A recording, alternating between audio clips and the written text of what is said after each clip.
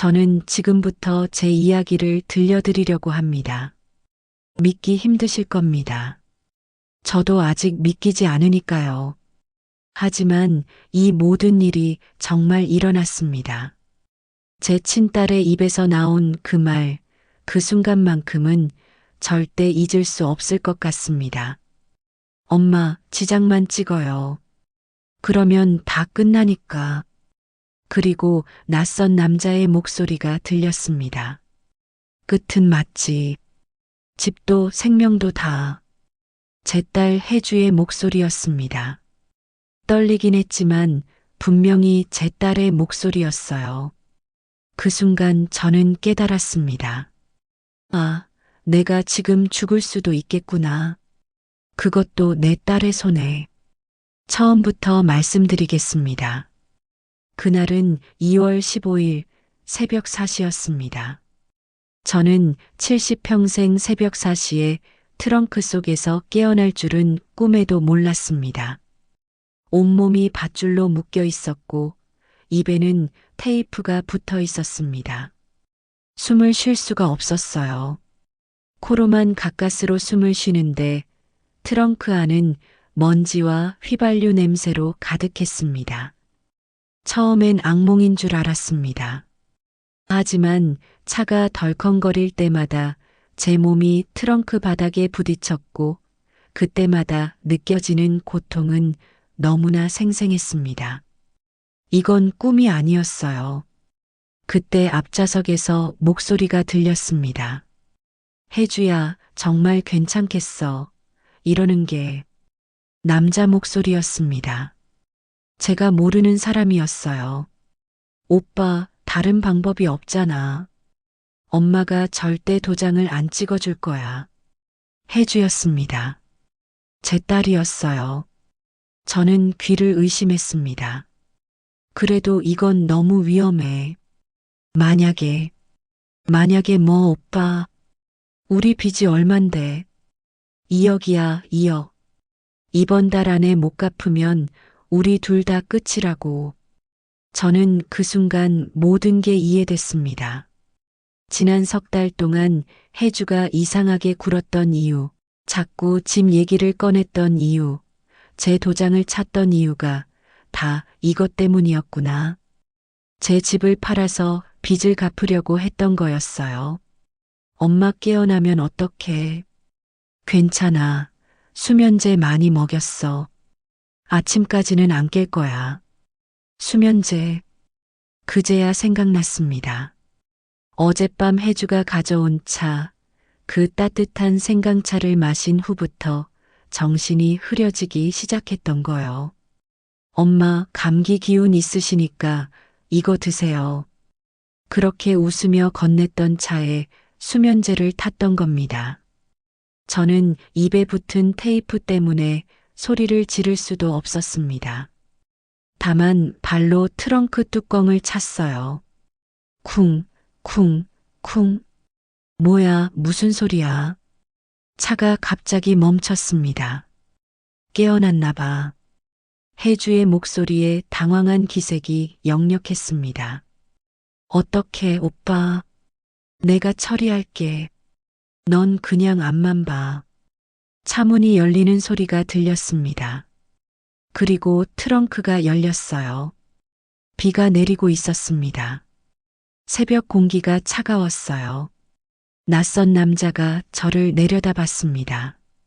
30대 초반으로 보이는 험상궂게 생긴 남자였어요. 어머님, 조용히 하세요. 안 그러면 정말 다치십니다. 저는 고개를 흔들며 발버둥을 쳤습니다. 남자는 한숨을 쉬더니 뭔가를 꺼냈어요. 작은 칼이었습니다. 어머님, 저도 이러고 싶지 않아요. 그냥 도장만 찍어주시면 돼요. 그때 혜주가 뛰어내렸습니다. 엄마, 제발. 지장만 찍어줘요. 그럼 우리도 살고 엄마도 사는 거예요. 저는 혜주를 봤습니다. 제가 낳은 딸, 제가 35년을 키운 딸을 봤어요. 그 눈에는 더 이상 제 딸이 없었습니다. 절박함과 두려움만이 가득했어요. 안 찍으면 어떡하려고.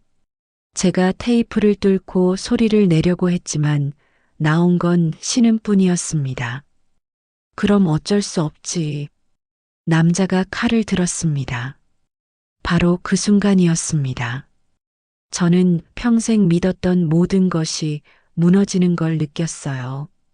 가족, 사랑, 신뢰, 그 모든 것들이요.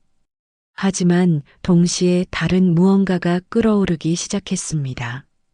살고 싶다는 본능이었습니다. 저는 있는 힘껏 몸을 틀어 트렁크에서 굴러떨어졌습니다.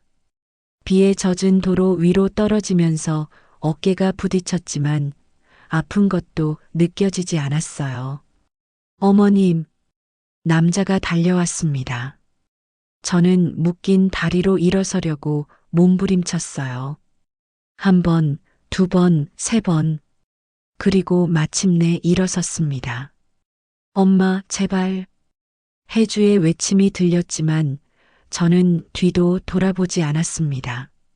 묶인 채로 깡충깡충 뛰듯이 도로를 따라 도망쳤어요. 새벽 빗속을 70평생 단 한 번도 해본 적 없는 방식으로 달렸습니다. 그리고 저는 그 순간 결심했습니다. 살아남겠다고. 그리고 반드시 왜 이런 일이 일어났는지 알아내겠다고. 새벽 빗속을 도망치며 저는 생각했습니다. 도대체 왜 어디서부터 이렇게 됐을까? 아니, 언제부터 제 딸이 저런 아이가 됐을까? 그 답을 찾기 위해서는 석 달 전으로 돌아가야 합니다. 11월 17일이었습니다. 저는 그날도 평소처럼 새벽 5시에 일어났어요. 69년을 살다 보니 몸이 알아서 움직이더라고요. 씻고 간단히 아침을 먹고 가게로 향했습니다. 제 가게는 중학교 앞 작은 분식집입니다. 20년 동안 택배 일을 하다가 허리를 다쳐서 그만둔 후 이 가게를 시작했어요. 처음엔 걱정이 많았습니다. 67 나이에 새로 사업을 시작한다는 게 쉬운 일은 아니었거든요. 하지만 이 가게가 있어서 저는 살아갈 이유가 생겼습니다. 아침 6시 반 가게 문을 열었어요. 어묵 육수를 끓이기 시작했습니다. 국물이 끓어오르면서 가게 안가득 어묵 냄새가 퍼졌어요. 이 냄새를 맡으면 왠지 모르게 마음이 편안해집니다. 7시가 되자 단골 할머니가 들어오셨어요. 은정 씨, 오늘도 어묵 한 그릇. 네, 금방 갖다 드릴게요. 저는 혼자 사는 할머니, 할아버지들을 많이 알고 있습니다. 이 동네에서 30년을 살았으니까요. 다들 저처럼 자식들이 떠나고 혼자 남은 분들이에요. 은정 씨 딸은 요즘 어때? 연락은 하고. 가끔 문자 오죠, 뭐. 바쁜가 봐요. 그렇게 대답하면서도 가슴 한편이 시렸습니다. 혜주가 결혼해서 서울로 떠난 지 벌써 5년이 됐어요. 처음 1년은 한 달에 한 번씩 내려왔습니다. 그 다음엔 2달에 한 번, 그 다음엔 명절에만, 그러다가 작년부터는 명절에도 안 내려왔어요. 엄마, 일이 너무 바빠서요. 미안해요. 문자 한 줄이면 끝이었습니다. 하지만 저는 이해했어요. 젊은 사람들은 다 바쁘잖아요. 살기도 힘들고. 그래도 가끔 밤에 혼자 누워 있으면 외로웠습니다. 딸 목소리가 듣고 싶을 때가 있었어요. 그날 오후였습니다. 가게 문이 열리면서 낯익은 얼굴이 들어왔어요. 순간 저는 눈을 의심했습니다. 혜주야. 엄마. 딸이었습니다. 제 딸 혜주가 서 있었어요. 그런데 뭔가 달라 보였습니다. 얼굴이 많이 야위었고 눈가에 다크서클이 짙었어요. 어머, 언제 왔어? 왜 미리 연락을 안 했어? 갑자기 시간이 나서요. 깜짝 놀라시게 하려고. 혜주 옆에 사위 강도윤도 있었습니다. 결혼식 때 이후 처음 보는 얼굴이었어요. 어머님, 오랜만입니다. 어서 와, 앉아. 뭐 먹을래? 떡볶이. 어묵. 저는 부산을 떨었습니다. 딸이 온 게 너무 반가웠거든요. 엄마, 저희 별로 안 배고파요. 그냥 차나 한 잔 주세요. 뭔가 어색했습니다. 예전 혜주 같지 않았어요. 예전엔 제 가게에 오면 이것저것 다 먹고 싶어 했는데 그날은 달랐습니다. 계속 손을 만지작거리고 도윤을 힐끔힐끔 쳐다봤어요. 엄마, 몸은 괜찮으세요? 응, 괜찮지. 요새 장사가 잘 돼서 바쁘긴 한데 그래도 건강해. 다행이다. 그나저나 엄마. 혜주가 말을 꺼내려다 멈췄습니다. 뭔가 하고 싶은 말이 있는데 못하는 것처럼 보였어요. 왜 무슨 일 있어? 아니에요. 그냥 엄마 오래 못 봐서 보고 싶었어요. 저는 딸의 손을 잡았습니다. 차가웠어요. 혜주야, 너 무슨 일 있지? 엄마한테 말해봐. 정말 아무 일도 없어요, 엄마. 그때 도윤이 끼어들었습니다. 어머님, 사실은 드릴 말씀이 있어서 왔습니다. 뭔데? 어머님 건강검진은 언제 받으셨어요? 갑자기 건강검진 얘기가 나와서 당황스러웠습니다. 건강검진. 글쎄, 한 3년 전에 받았나? 그렇게 오래됐어요. 어머님, 이제 이른이 가까우신데 정기적으로 검진 받으셔야죠. 에이, 괜찮아. 나 건강해. 엄마, 그래도 검진은 받아야죠.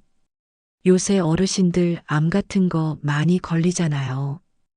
혜주도 거들었습니다. 둘이 마치 짜고 온 것처럼 느껴졌어요. 그래서 말인데요, 어머님. 도윤이 가방에서 서류 봉투를 꺼냈습니다. 이게 뭔데? 건강검진 동의서예요. 요새는 검진 받으려면 이런 서류가 필요하대요. 무슨 동의서까지 필요해? 법이 바뀌었대요. 어르신들 검진 비용을 정부에서 지원해 주는데 그러려면 이 서류에 서명을 해야 한대요. 저는 서류를 받아들었습니다. 복잡한 용어들이 가득했어요. 무슨 말인지 하나도 이해가 안 됐습니다. 이거 꼭 써야 돼. 네, 어머님. 안 그러면 검진비를 본인이 다 내셔야 해요. 꽤 비쌉니다. 그래. 알았어. 저는 별 생각 없이 서류를 펼쳤습니다. 딸과 사위가 하는 말인데 의심할 이유가 없었어요. 어디에 써? 여기요, 어머님. 여기 이름 쓰시고 여기 도장 찍으시면 돼요. 도윤이 친절하게 가리켜 줬습니다. 저는 이름을 썼습니다. 그리고 늘 가게 서랍에 보관하던 도장을 찍었어요. 딱 하는 소리와 함께 빨간 인주가 서류 위에 찍혔습니다. 그 순간 저는 몰랐습니다. 방금 제가 찍은 도장이 제 집을 넘기는 계약서였다는 것을, 제가 평생 모은 전 재산을 날려버리는 서명이었다는 것을, 그리고 이것이 석 달 후 트렁크에 갇히는 시작점이 될 거라는 것을요. 고맙습니다, 어머님. 이제 검진 예약하고 연락드릴게요. 도윤이 서류를 챙겨 넣으면서 웃었습니다.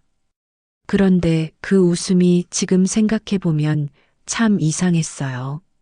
너무 밝았거든요. 혜주야, 그럼 밥이라도 먹고 가. 아니에요, 엄마. 저희 올라가야 해요. 일이 있어서. 벌써 이렇게 왔다가 바로 가게. 다음에 다시 올게요, 엄마. 건강하세요. 혜주는 제 손을 꼭 잡았습니다. 그 손이 떨리고 있었어요. 혜주야, 너 정말 괜찮은 거지? 네, 엄마. 걱정 마세요. 둘은 그렇게 가게를 나갔습니다. 저는 그날 밤 이상한 꿈을 꿨어요.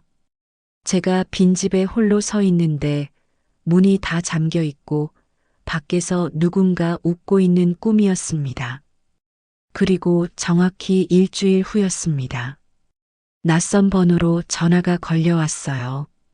박은정 씨 맞으십니까? 저는 법무사 사무실인데요. 댁 소유의 부동산 매매 건으로 연락드렸습니다. 그 순간 저는 알았습니다.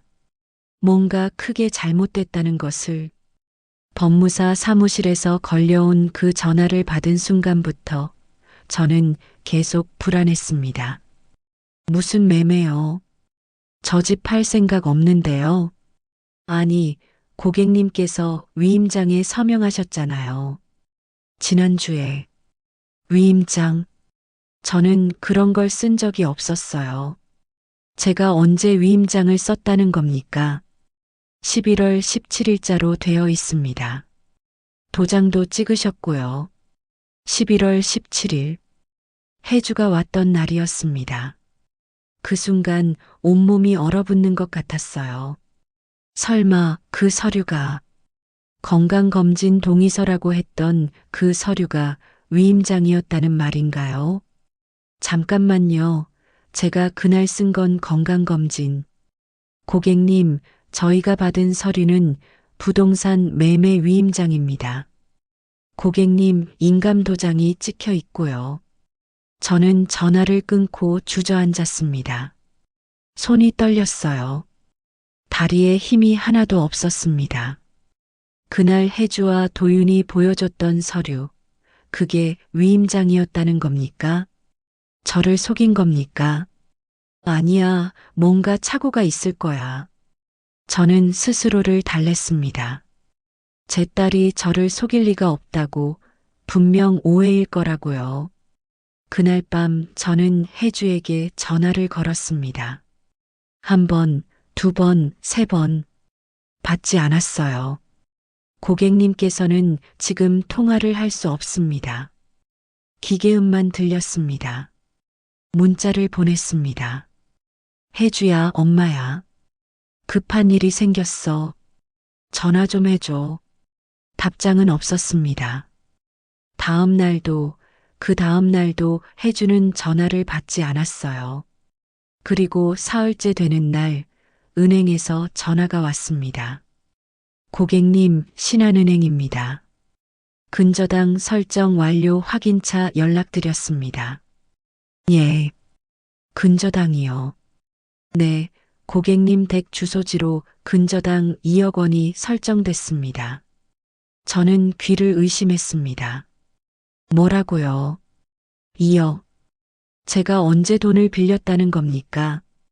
고객님께서 직접 빌리신 건 아니고요. 위임받으신 분이 대출을 진행하셨습니다. 위임. 무슨 위임을 받았다는 겁니까? 부동산 매매 위임장 제출하셨잖아요. 그걸 근거로 대출이 실행됐습니다. 제 머릿속이 하얗게 변했습니다. 안 돼요, 안 돼. 저 그런 거 동의한 적 없어요. 고객님, 진정하세요. 고객님 도장이 찍힌 위임장이 제출됐습니다. 법적으로 유효한 서류예요. 제 집인데 제 집을 왜 남이 담보로 잡습니까? 위임장에 서명하셨으니까요. 그게 법입니다. 저는 전화를 끊고 벽에 기댔습니다. 다리가 풀렸어요. 숨을 쉴 수가 없었습니다. 2억, 제 집에 2억이 근저당으로 잡혔다는 겁니까? 제가 30년 동안 택배 일하고 분식집 운영하면서 지켜온 집이었어요. 남편이 일찍 세상을 떠난 후 혼자서 해주 키우면서 간신히 지켜낸 집이었습니다. 그 집을 누가 담보로 잡았다는 겁니까? 아니, 알고 있었어요. 누가 그랬는지. 혜주였습니다. 제 딸이었어요. 저는 그날 가게 문을 닫고 집으로 갔습니다. 서랍을 뒤졌어요. 등기부등본, 토지대장, 모든 서류를 찾았습니다. 그리고 다음 날 아침 구청에 갔어요. 제 집 등기부등본 좀 떼주세요. 네, 잠시만요. 직원이 서류를 출력해서 건넸습니다. 저는 그 서류를 받아들고 읽기 시작했어요. 복잡한 용어들이 가득했지만 한 줄이 눈에 들어왔습니다. 근저당권자 신한은행, 채권 최고액 2억 원. 그리고 그 밑에 또 다른 문장이 있었어요. 소유권 이전 예정일 12월 31일. 소유권 이전. 제 집 소유권이 넘어간다는 뜻이었습니다. 아줌마 괜찮으세요? 직원이 걱정스러운 눈으로 저를 봤어요. 이거 취소할 수 있나요? 무슨 말씀이세요? 이 근저당, 이 소유권 이전. 제가 동의한 적이 없어요. 취소하고 싶어요. 아줌마, 그게 위임장에 서명하셨으면. 속았어요. 제가 속았다고요. 저는 울음이 터져 나왔습니다. 구청 민원실에서 69년 인생에서 처음으로 남들 앞에서 울었어요. 딸한테 속았어요. 제 딸이 저를 속였어요.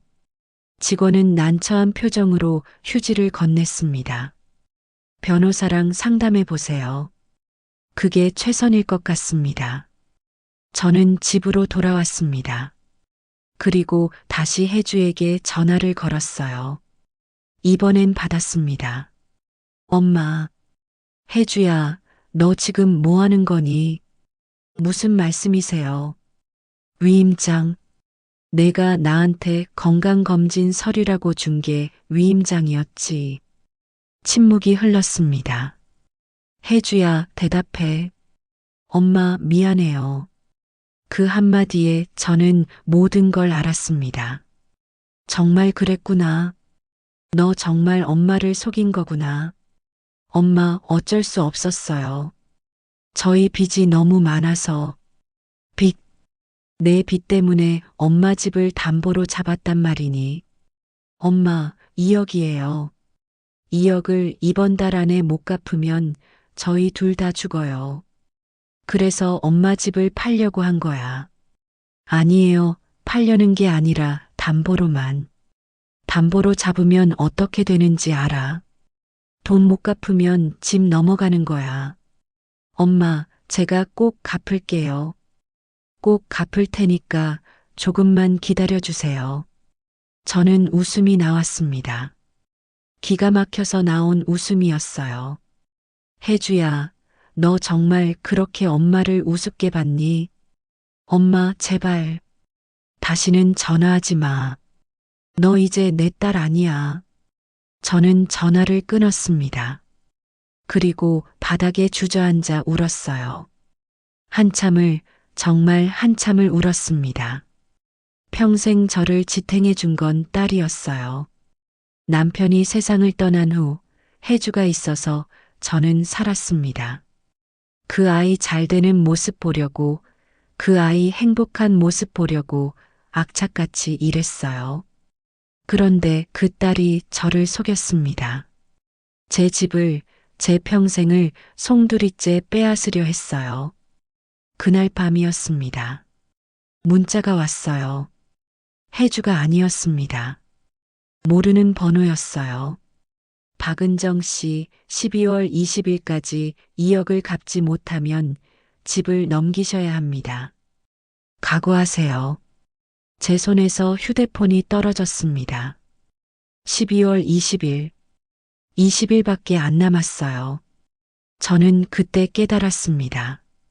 이건 단순한 사기가 아니라는 것을, 누군가 치밀하게 계획한 일이라는 것을, 그리고 제가 지금 정말 위험에 처했다는 것을요. 그 협박 문자를 받은 후 저는 잠을 잘 수가 없었습니다. 12월 20일까지 2억을 갚지 못하면 집을 넘긴다. 누가 이런 문자를 보냈을까요? 해주일까요? 아니면 도윤일까요? 아니면 제가 모르는 다른 누군가일까요? 저는 알아야 했습니다.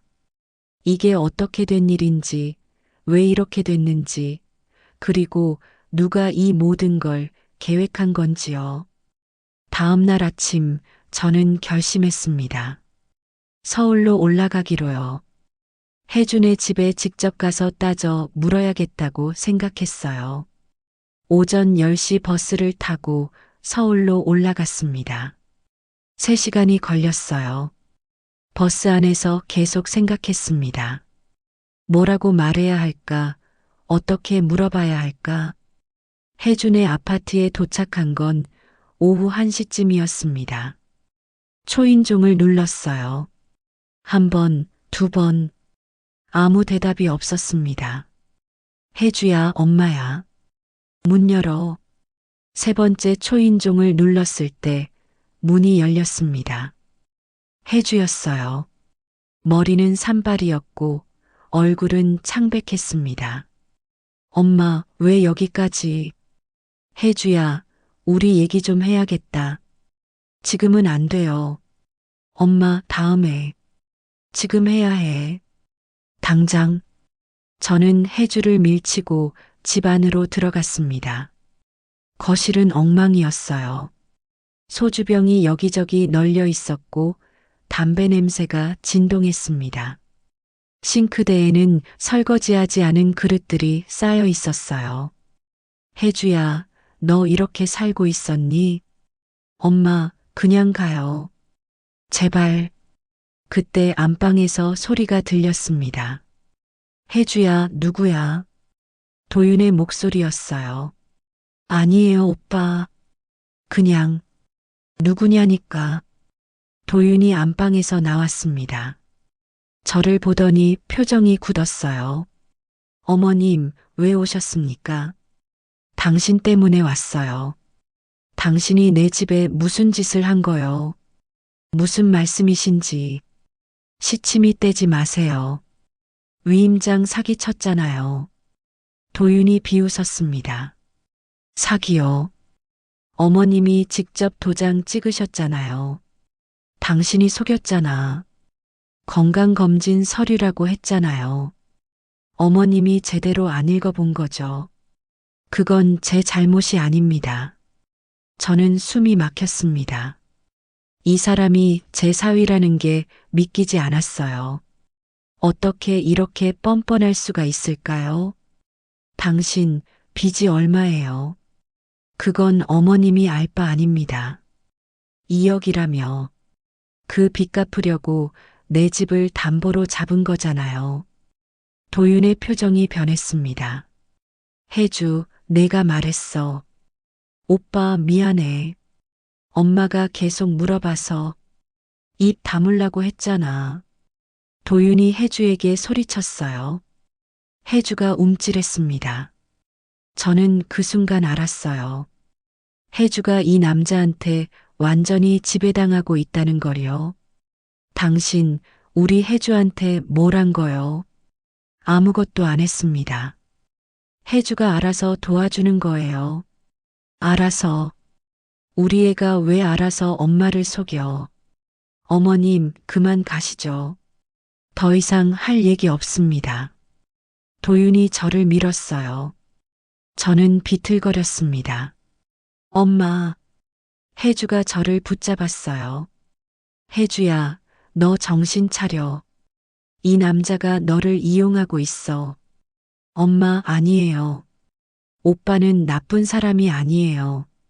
나쁜 사람이 아니라고. 저 사람이 너한테 뭘 한 건데. 혜주가 울기 시작했습니다. 엄마, 엄마는 몰라요. 오빠가 얼마나 힘들었는지. 무슨 소리야? 오빠는 코인 투자 실패로 3억을 잃었어요. 그래서 급전이 필요했는데 아무도 돈을 안 빌려줬어요. 저는 혜주를 봤습니다. 그래서 내 집을 노렸다는 거니. 엄마, 집만 팔면 우리가 새 출발할 수 있어요. 빚도 갚고 다시 시작할 수 있다고요. 혜주야, 그게 말이 되니? 엄마 집 팔아서 남의 빚을 갚는다는 게 남이 아니에요. 오빠예요. 내 남편이라고요. 저는 한숨이 나왔습니다. 이 아이가 완전히 세뇌당했구나. 저 남자한테 완전히 넘어갔어요. 혜주야, 너 정말 이러고 싶니? 엄마, 제발 이해해줘요. 우리 딴 방법이 없어요. 그때 도윤의 휴대폰이 울렸습니다. 잠깐만. 도윤이 전화를 받고 베란다로 나갔어요. 목소리가 들렸습니다. 네, 형님. 네, 12월 20일까지 처리하겠습니다. 걱정 마세요. 저는 귀를 기울였습니다. 노인 하나 설득하는 거 어렵지 않습니다. 이미 위임장도 받아놨고요. 안 되면 다른 방법을 쓰죠. 다른 방법. 무슨 뜻일까요? 보험도 드러났습니다. 사고로 처리하면 되죠. 저는 온몸이 얼어붙었습니다. 사고로 처리한다. 이게 무슨 소리예요? 네, 경매 넘기는 건 형님이 도와주시는 거죠. 그럼 수수료 반반. 경매. 이 사람이 경매 브로커와 손을 잡았다는 겁니까? 노인들은 몰라요, 형님. 사인 한 번이면 다 끝나요. 그 나이 되면 머리도 안 돌아가고. 저는 그 말을 듣는 순간 모든 게 명확해졌습니다. 이 사람은 처음부터 계획한 거였어요.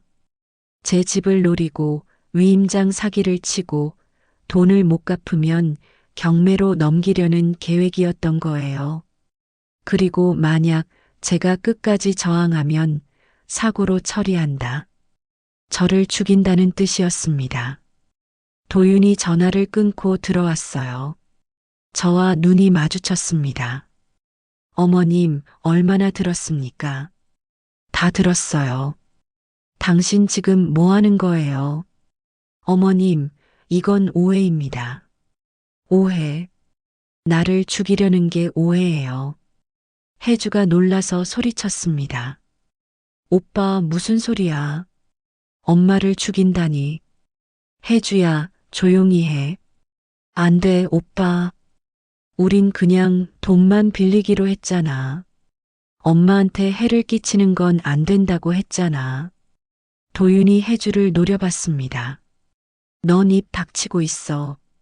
이건 어른들 일이야. 저는 그 순간 결심했습니다. 이 집에서 빠져나가야겠다고. 지금 당장요. 혜주야, 엄마 간다. 엄마, 잠깐만. 너도 정신 차려. 저 남자 옆에 있으면 너도 죽어. 저는 현관문으로 달려갔습니다. 도윤이 제 팔을 잡았어요. 어머님, 이렇게 가시면 안 됩니다. 손 놔요. 들은 걸 말하고 다니실 건가요? 당연하죠. 경찰에 신고할 거예요. 그러시겠어요. 도윤이 웃었습니다. 소름 끼치는 웃음이었어요. 그럼 어쩔 수 없네요. 그때 저는 알았습니다. 이 사람이 정말 위험한 사람이라는 것을, 제가 지금 정말로 위험에 처했다는 것을요. 저는 있는 힘껏 도윤의 손을 뿌리치고 문을 열었습니다. 그리고 복도로 뛰어나갔어요. 뒤에서 도윤의 목소리가 들렸습니다. 어머님, 후회하실 겁니다. 저는 뒤도 돌아보지 않고 계단을 내려갔습니다. 그리고 그날 저는 깨달았습니다. 이건 단순한 사기가 아니라 생존의 문제라는 것을, 제가 싸워야 한다는 것을, 그리고 이제 물러설 곳이 없다는 것을요. 도윤의 아파트에서 도망쳐 나온 후 저는 집으로 돌아왔습니다. 하지만 집에 도착하자마자 느꼈어요. 이곳도 이제 안전하지 않다는 걸요. 그날 밤 잠을 잘 수가 없었습니다. 창문 밖 소리만 들려도 깜짝깜짝 놀랐어요. 도윤이 쫓아올 것만 같았습니다. 새벽 3시쯤이었을까요? 현관문 앞에서 소리가 났어요. 누군가 문을 만지는 소리였습니다. 저는 숨을 죽였습니다. 심장이 터질 것처럼 뛰었어요. 다행히 그 사람은 가버렸습니다. 하지만 저는 알았어요. 도윤이 저를 찾고 있다는 것을요. 다음 날 아침 휴대폰이 울렸습니다. 혜주였어요. 엄마 받아요. 저는 한참을 망설이다 전화를 받았습니다. 엄마, 어제는 정말 미안했어요. 혜주야. 엄마, 오빠가 그런 사람이 아니에요. 오빠가 전화로 한 말은 그냥 허세였어요. 허세. 제가 들은 그 차가운 목소리가 허세였다고요. 혜주야, 너 정말 그렇게 생각하니? 네, 엄마. 오빠가 사과하고 싶대요. 그래서 엄마 모시고 밥 먹으려고 해요. 아니야, 혜주야. 나 괜찮아. 엄마, 제발. 한 번만 만나줘요. 그럼 모든 게 풀릴 거예요. 저는 고민했습니다. 혜주의 목소리가 간절했어요. 혹시 정말 오해였을까요? 혹시 제가 잘못 들은 걸까요? 어디서 만나는데? 병원이요. 오빠가 엄마 건강검진 예약해놨대요. 검진 받으시고 같이 밥 먹어요. 병원. 그 단어가 제 머릿속에서 울렸습니다. 뭔가 이상했어요. 왜 하필 병원일까요? 하지만 저는 대답했습니다. 알았어. 갈게. 왜 그랬을까요? 지금 생각해보면 정말 바보 같았어요. 하지만 그때 저는 여전히 혜주를 믿고 싶었던 것 같습니다. 12월 10일 오후 2시 서울중앙병원. 저는 약속 장소에 도착했습니다. 혜주와 도윤이 기다리고 있었어요. 어머님 오셨습니까? 도윤이 웃으며 다가왔습니다. 어제 그 차가운 눈빛은 온데간데 없었어요. 어제는 제가 실수했습니다. 어머님께 사과드립니다. 됐어요. 저는 차갑게 대답했습니다. 검진은 3층에서 받으시면 됩니다. 접수는 제가 다 해놨어요. 그래요. 저는 3층으로 올라갔습니다. 접수대에서 제 이름을 말하자 간호사가 서류를 내밀었어요. 동의서에 서명해 주세요. 또 서류였습니다. 저는 이번엔 꼼꼼히 읽었어요. 건강검진 동의서라고 적혀 있었습니다. 내용을 다 읽어봤는데 이상한 부분은 없었어요. 여기 서명하시면 됩니다. 저는 서명했습니다. 그리고 검진실로 들어갔어요. 검사를 받는 동안 계속 불안했습니다. 뭔가 잘못됐다는 느낌이 들었어요. 검진이 끝나고 나왔는데 혜주와 도윤이 없었습니다. 저기 제 딸 못 봤어요.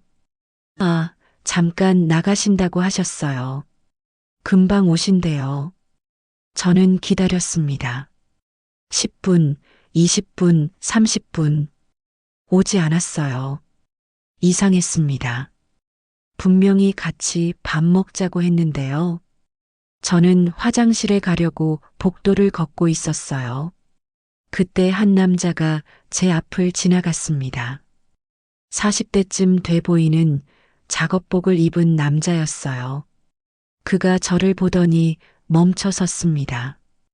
혹시 박은정 씨 맞으십니까? 네, 그런데 누구세요? 저는 이 병원 보일러 기사 민수라고 합니다. 할머니, 지금 큰일 났어요. 무슨 일인데요? 민수가 주변을 살피더니 작은 목소리로 말했습니다. 아까 두 사람이 간호사실에서 뭔가 서류 주고받는 걸 봤어요. 제가 우연히 보일러 점검하러 갔다가 들었는데. 무슨 서류요? 할머니 서명 받은 서류요. 그게 검진 동의서가 아니라 위임장이었어요. 제 머릿속이 하얘졌습니다. 또요. 또 위임장이요. 네, 그런데 더 심각한 게 있어요. 그 남자가 간호사한테 돈을 주면서 하는 말을 들었거든요. 뭐라고 했는데요? 입원시켜서 수면제 과다 투약으로 처리하겠다고 했어요. 저는 비틀거렸습니다. 민수가 제 팔을 붙잡았어요. 할머니, 지금 당장 여기서 나가셔야 해요. 하지만 제 딸이, 지금은 딸 생각할 때가 아니에요. 목숨이 위험하다고요. 그때였습니다. 복도 끝에서 도윤이 나타났어요. 저와 눈이 마주쳤습니다. 어머님, 어디 가십니까? 도윤이 빠르게 걸어왔습니다. 할머니, 빨리요. 민수가 제 손을 잡아 끌었습니다. 저는 뛰기 시작했어요. 어머님, 서지 마세요. 도윤의 목소리가 뒤에서 들렸습니다. 민수와 저는 계단으로 달려갔어요. 3층에서 1층까지 숨도 못 쉬고 뛰었습니다.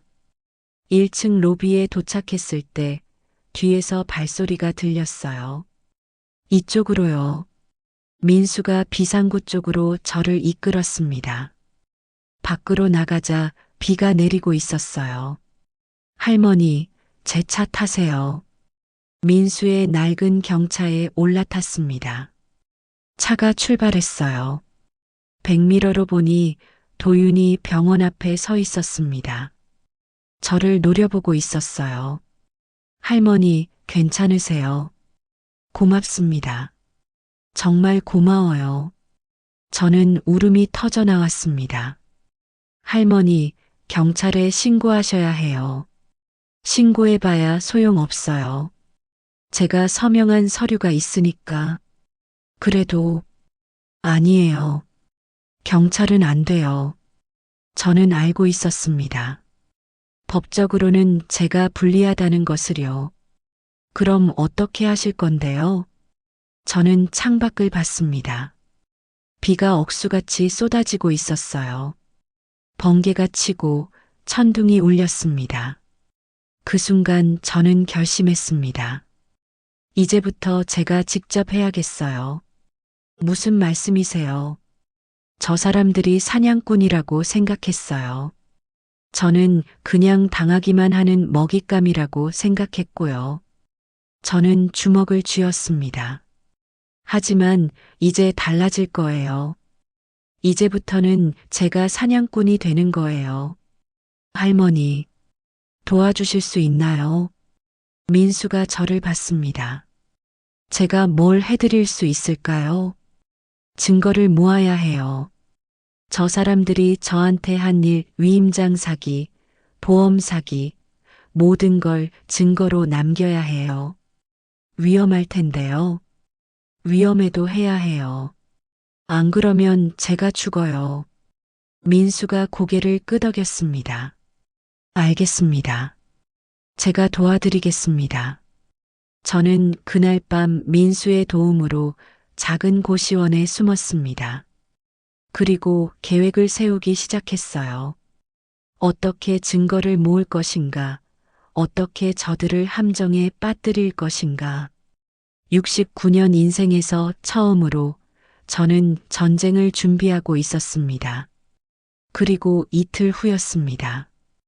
혜주에게서 문자가 왔어요. 엄마, 마지막으로 한 번만 만나요. 12월 14일 밤 11시, 엄마 집 앞에서. 안 나오시면 정말 끝이에요. 저는 웃었습니다. 좋아요. 만나주죠. 하지만 이번엔 제가 준비하고 나갈 거예요. 녹음기, 카메라, 그리고 각오. 이제 게임의 규칙이 바뀝니다. 고시원에 숨은 다음 날 민수가 찾아왔습니다. 할머니, 제 소개를 제대로 못 드렸네요. 아니에요. 생명의 은인인데 뭘. 저는 원래 신문사 기자였어요. 탐사보도부에서 10년 일했습니다. 저는 놀랐습니다. 기자요. 그런데 왜 병원에서 보일러 일을? 회사가 문을 닫았어요. 3년 전에요. 그래서 이것저것 하다가 지금은 병원에서 일하고 있습니다. 민수가 가방에서 노트북을 꺼냈어요. 할머니, 제가 어제 밤새 조사를 좀 했어요. 뭘 조사했는데요? 할머니 사위, 강도윤이요. 이 사람 경력이 심상치 않아요. 민수가 화면을 보여줬습니다. 신문 기사들이 떴어요. 코인 투자 사기 피해자 100여 명, 주동자 도주, 불법 다단계 투자, 억대 사기, 부동산 위임장 사기 일당 검거, 주범 미검거. 제 손이 떨렸습니다. 이게 다 도윤이 한 거예요. 정확히는 도윤이 연루된 사건들이에요. 주범은 아니었지만 조직원으로 활동했던 흔적이 있습니다. 그럼 처음부터 계획적이었다는 거네요. 네, 할머니. 이건 단순한 가족 문제가 아니에요. 금융범죄입니다. 저는 한숨을 쉬었습니다. 그동안 저는 이게 혜주와 도윤만의 일이라고 생각했어요. 하지만 그게 아니었습니다. 조직이 있었던 거예요. 할머니, 제가 도와드리고 싶어요. 증거를 모아서 경찰에 넘기는 거예요. 어떻게요? 먼저 은행 거래 기록을 확인해야 해요. 할머니 명의로 대출받은 돈이 어디로 갔는지 추적하는 겁니다. 저는 고개를 끄덕였습니다. 그리고 통화 녹취도 필요해요. 혜주나 도윤이랑 통화할 때마다 녹음하셔야 해요. 알겠어요. 위임장 복사본도 구해야 합니다. 할머니가 서명한 서류 원본이 어디 있는지 알아내야 해요. 민수는 체계적이었습니다. 역시 기자 출신답게 증거 수집에 능숙했어요. 다음 날부터 저희는 움직이기 시작했습니다. 먼저 은행에 갔어요. 재거래 내역을 모두 출력했습니다. 할머니, 여기 보세요. 민수가 서류를 가리켰어요. 11월 20일 2억이 대출 실행됐네요. 그리고 바로 다음 날 이 돈이 세 군데로 나눠서 이체됐어요. 어디로요? 첫 번째는 사채업자로 보이는 개인 계좌 5천만 원. 두 번째는 법인 계좌인데 부동산 컨설팅 회사네요. 1억. 세 번째는 또 다른 개인 계좌 5천만 원. 법인 계좌요. 이게 수상해요. 제가 이 회사 알아볼게요. 민수가 조사한 결과 그 부동산 컨설팅 회사는 유령 회사였습니다. 할머니, 이 회사 대표 이름 좀 보세요. 박진수. 이 사람이 바로 도윤이랑 통화했던 그 형님이에요. 경매 브로커죠. 모든 게 연결되고 있었습니다. 도윤은 혼자가 아니었어요. 박진수라는 브로커, 사채업자, 그리고 아마 더 많은 사람들이 엮여 있었습니다. 할머니, 이 사람들은 노인들을 표적으로 삼는 조직이에요. 노인들을요. 네, 혼자 사는 노인, 자식이 있는 노인, 집이 있는 노인들이요. 믿음을 이용해서 접근하고 위임장을 받아내고 집을 담보로 대출받아서 돈을 빼돌리는 겁니다. 저는 소름이 돋았습니다. 그럼 저만 당한 게 아니라는 거네요. 아마 수십 명은 될 거예요. 제가 기사 검색해 보니까 비슷한 수법의 사기 사건이 작년에만 10여 건 있었어요. 민수가 다른 기사들을 보여줬습니다. 70대 할머니 집 빼앗겨, 위임장 사기로 노인 자살, 부동산 사기 조직, 노인 타겟 범행. 저는 울컥했습니다. 이렇게 많은 사람들이 당했다는 게, 그리고 제가 그 중 한 명이라는 게 너무 억울했어요. 할머니, 화나시죠? 네, 화나요. 정말 화나요. 그 화를 증거로 만들어야 해요. 그래야 저 사람들을 잡을 수 있습니다. 저는 주먹을 쥐었습니다. 그날부터 저는 민수와 함께 매일 증거를 모았어요. 은행 방문, 통화 기록 확인, 관련 서류 복사. 그리고 12월 14일이 다가왔습니다. 혜주가 약속한 날이었어요. 할머니, 오늘 정말 나가실 거예요. 네, 나가야죠. 위험할 텐데요. 녹음기는 준비됐어요. 카메라도 준비했고요. 저는 가슴에 작은 녹음기를 달았습니다. 민수가 준비해준 소형 카메라도 옷에 부착했어요. 할머니, 제가 근처에 대기하고 있을게요. 위험하면 바로 신호 주세요. 고마워요. 밤 11시, 저는 제 집 앞에 섰습니다. 어두운 골목길에 한 대의 차가 서 있었어요. 차에서 혜주가 내렸습니다. 그리고 도윤도요. 엄마, 혜주야. 저는 딸을 봤습니다. 그리고 이제 알았어요. 이 만남이 모든 걸 끝낼 마지막 기회라는 것을요. 7장 함정의 밤. 혜주와 도윤이 차에서 내렸을 때 저는 가슴에 단 녹음기를 확인했습니다. 작동하고 있었어요. 이제 시작이었습니다. 엄마, 오랜만이에요. 혜주가 다가왔습니다. 눈이 충혈돼 있었어요. 혜주야. 엄마, 우리 얘기 좀 해요. 무슨 얘기를? 도윤이 끼어들었습니다. 어머님, 우리 차에 타시죠. 밖은 춥잖아요. 여기서 하겠어요. 어머님, 도윤의 목소리가 차갑게 변했어요. 우리 시간 없습니다. 12월 20일까지 집 넘기셔야 해요. 만약 안 넘기면요. 그럼 어쩔 수 없죠. 도윤이 한 발짝 다가왔습니다. 저는 한 발짝 물러섰어요. 엄마, 제발. 우리 다 죽어요. 오빠 빚 2억이에요. 그게 내가 왜 책임져야 해? 엄마도 책임 있어요. 서명하셨잖아요. 혜주의 말에 저는 가슴이 아팠습니다. 이 아이가 정말 제 딸이 맞나 싶었어요. 혜주야, 엄마가 너 키우느라 얼마나 고생했는지 알아. 알아요, 엄마. 그래서 이렇게라도 살아야 하는 거예요. 이렇게라도 엄마를 죽이면서 죽이는 게 아니에요. 도윤이 말했습니다. 그냥 집만 넘기시면 돼요. 어머님은 전세 보증금으로 작은 집 구하시면 되잖아요. 그게 말이 돼요. 내 평생 집을. 어머님 나이에 그 큰 집이 필요하세요. 혼자 사시는데. 저는 웃었습니다. 기가 막혀서 나온 웃음이었어요.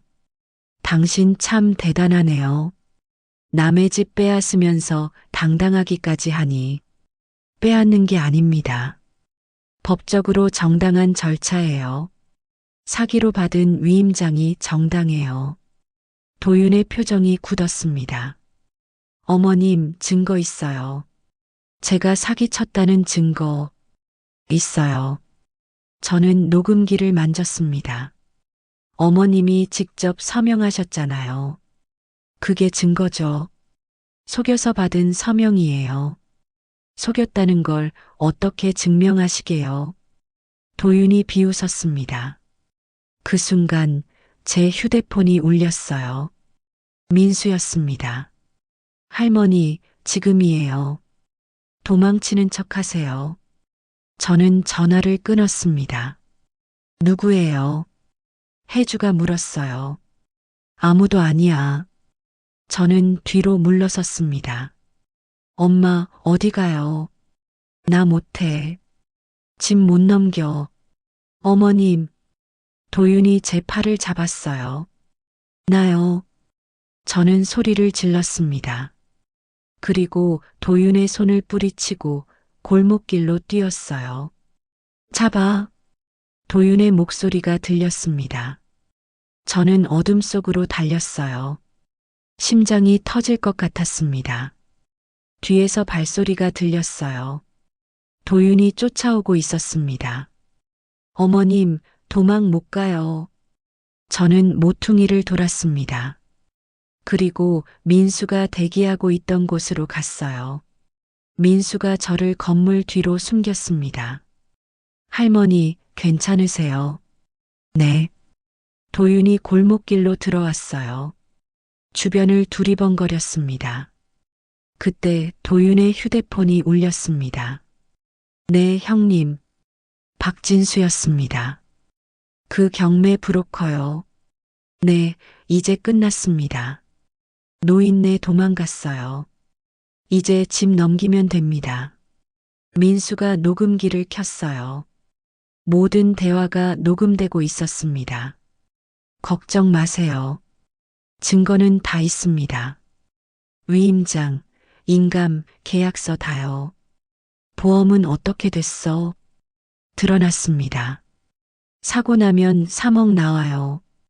저는 숨을 죽였습니다. 3억이면 우리 빚 다 갚고 남네요. 그러게요. 빨리 처리하죠. 조심해. 노인네가 경찰 신고하면 어떡해. 신고해봐야 소용없어요. 본인이 서명한 걸요. 법적으로 문제 없습니다. 바로 그 순간이었습니다. 골목길 입구에서 불빛이 켜졌어요. 경찰차였습니다. 강도윤 씨, 확성기에서 소리가 났어요.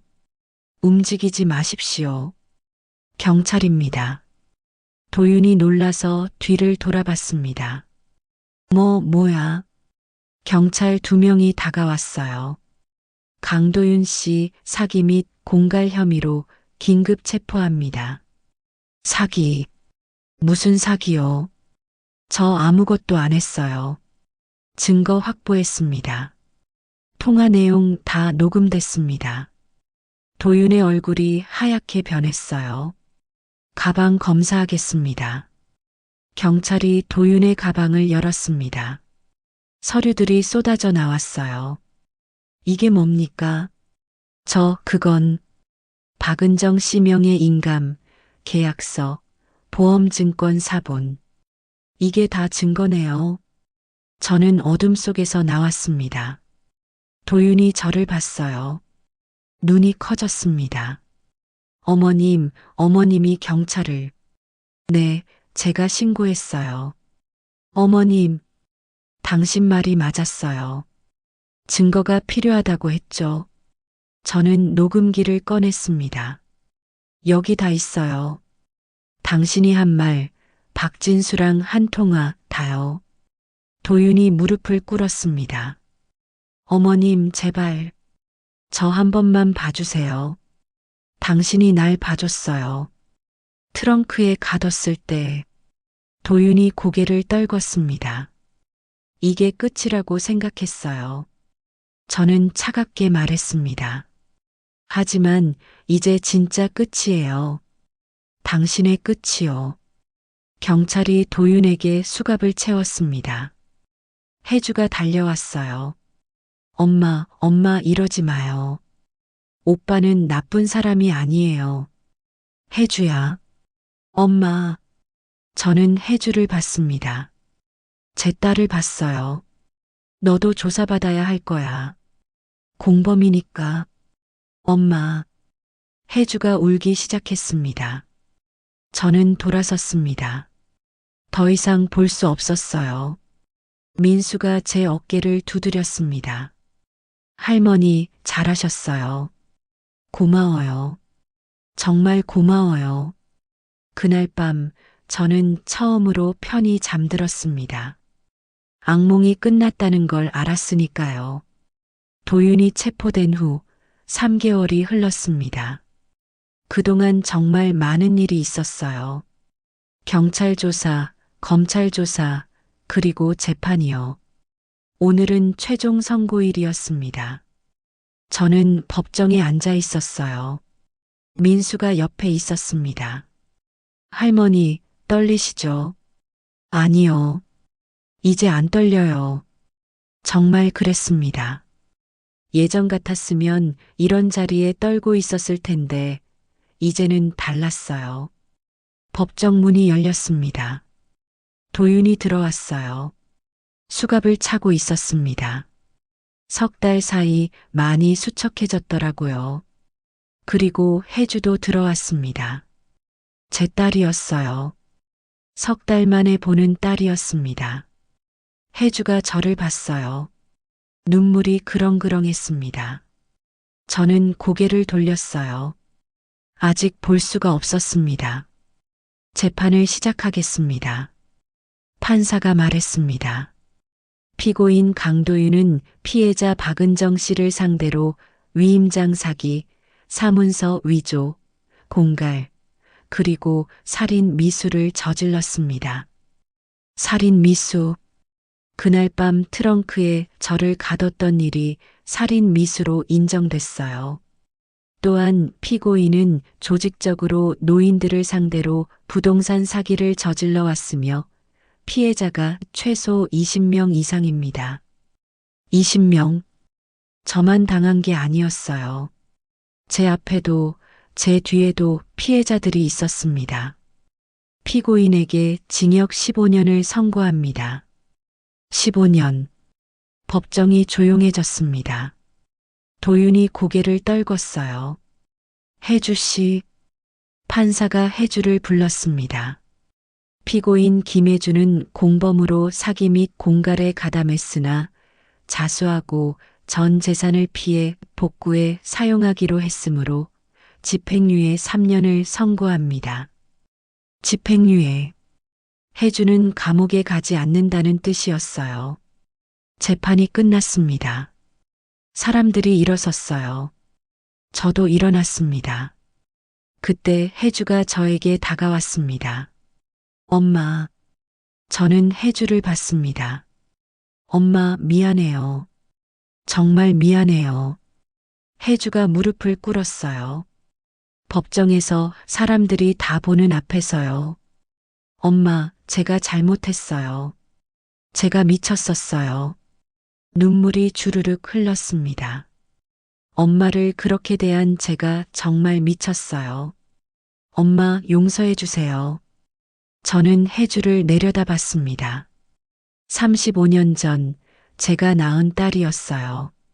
제가 평생을 키운 딸이었습니다. 일어나. 엄마. 일어나라고. 혜주가 일어섰습니다. 저는 혜주의 얼굴을 봤어요. 야위고 창백하고 눈물 범벅인 얼굴이었습니다. 혜주야. 네, 엄마. 용서는 했어. 혜주의 눈이 커졌습니다. 하지만 잊지는 않아. 엄마. 내가 나한테 한 일, 내가 한 선택, 그 모든 걸 잊지 않을 거야. 혜주가 또 울기 시작했습니다. 엄마, 하지만 너는 내 딸이야. 그것도 변하지 않아. 저는 혜주의 손을 잡았습니다. 이제 내 인생을 살아. 제대로. 다시는 남한테 기대지 말고. 네, 엄마. 그리고 언젠가 내가 정말 변했다고 생각되면 그때 다시 만나자. 엄마. 저는 혜주의 손을 놓았습니다. 그리고 돌아섰어요. 뒤에서 혜주의 울음소리가 들렸지만 저는 뒤돌아보지 않았습니다. 법정 밖으로 나왔어요. 민수가 기다리고 있었습니다. 할머니, 괜찮으세요? 네, 괜찮아요. 정말 괜찮았어요. 가슴이 시원했습니다. 이제 뭐 하실 거예요? 집에 가서 쉬어야죠. 그 다음엔요. 저는 민수를 봤습니다. 민수 씨, 제안이 하나 있어요. 뭔데요? 같이 일하지 않을래요? 일이요. 네, 저 같은 사람들을 돕는 일이요. 민수가 눈을 깜빡였습니다. 할머니, 저만 당한 게 아니잖아요. 20명이 더 있다고 했잖아요. 그렇죠. 그 사람들 도와주고 싶어요. 그리고 앞으로 당할 수도 있는 사람들도요. 저는 민수의 손을 잡았습니다. 노인 금융 피해 상담소를 열고 싶어요. 같이 해요. 민수가 웃었습니다. 좋아요, 할머니. 같이 해요. 그로부터 석 달 후였습니다. 봄이었어요. 3월 말 벚꽃이 피기 시작하는 계절이었습니다. 저희 상담소가 문을 열었어요. 작은 사무실이었지만 저희에겐 충분했습니다. 노인 금융 피해 상담소 간판이 달렸어요. 민수가 직접 만든 간판이었습니다. 첫날부터 상담 신청이 들어왔어요.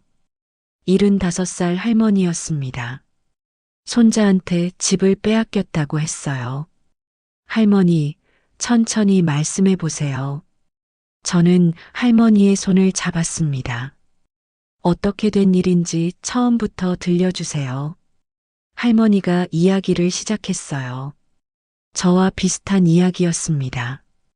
믿었던 가족한테 당한 이야기, 위임장 사기 이야기, 집을 빼앗길 뻔한 이야기요. 저는 할머니의 이야기를 끝까지 들었습니다. 할머니, 괜찮아요. 제가 도와드릴게요. 정말요? 네, 저도 똑같이 당했거든요. 그래요. 하지만 저는 이겼어요. 할머니도 이기실 수 있어요. 할머니의 눈에 희망이 보였습니다. 그날 저는 깨달았어요. 제가 겪은 일들이 헛되지 않았다는 것을요. 그 고통이 이제 다른 사람을 돕는 힘이 됐다는 것을요. 저녁이 됐습니다. 민수가 커피를 가져왔어요. 할머니, 오늘 수고하셨어요. 고마워요. 저는 창문을 봤습니다. 벚꽃이 바람에 흩날리고 있었어요. 봄 햇살이 따뜻했습니다. 민수 씨, 네. 제가 이번 일 겪으면서 배운 게 있어요. 뭔데요? 진실은 결국 살아남는다는 거예요. 맞아요. 아무리 어둠이 짙어도, 아무리 힘들어도 진실은 언젠가 빛을 본다는 거요. 저는 조용히 웃었습니다. 69년을 살면서 가장 큰 위기를 겪었어요. 죽을 뻔했고 모든 걸 잃을 뻔했습니다. 하지만 저는 살아남았어요. 그리고 이제 새로운 인생을 시작하고 있었습니다. 할머니, 앞으로 어떻게 살고 싶으세요? 민수가 물었어요. 저는 잠시 생각했습니다. 있잖아요, 민수 씨. 네. 저는 이제 두렵지 않아요. 아무것도요. 그러시겠죠. 트렁크에 갇혔을 때 저는 죽는 줄 알았어요. 하지만 죽지 않았죠. 저는 주먹을 쥐었습니다. 그래서 이제 알아요. 제가 얼마나 강한 사람인지를요. 할머니는 정말 강하세요. 앞으로 제 남은 인생은 저를 위해, 그리고 저 같은 사람들을 위해 쓸 거예요. 창밖으로 저녁 노을이 지고 있었습니다. 분홍빛 하늘이 아름다웠어요. 저는 그 하늘을 보며 생각했습니다. 내일은 또 어떤 사람이 찾아올까? 어떤 이야기를 들려줄까? 그리고 저는 그 사람들을 도울 거예요. 제가 받은 도움처럼요. 이것이 제 새로운 인생입니다. 70을 앞둔 나이에 시작하는 두 번째 인생이요. 늦었다고 생각하지 않아요. 지금이 딱 맞는 때라고 생각합니다. 저는 박은정입니다. 살아남은 사람이고 싸워서 이긴 사람이고 이제 다른 사람을 돕는 사람입니다. 그리고 저는 오늘도 내일도 계속 살아갈 겁니다. 당당하게, 힘차게, 제 방식대로요.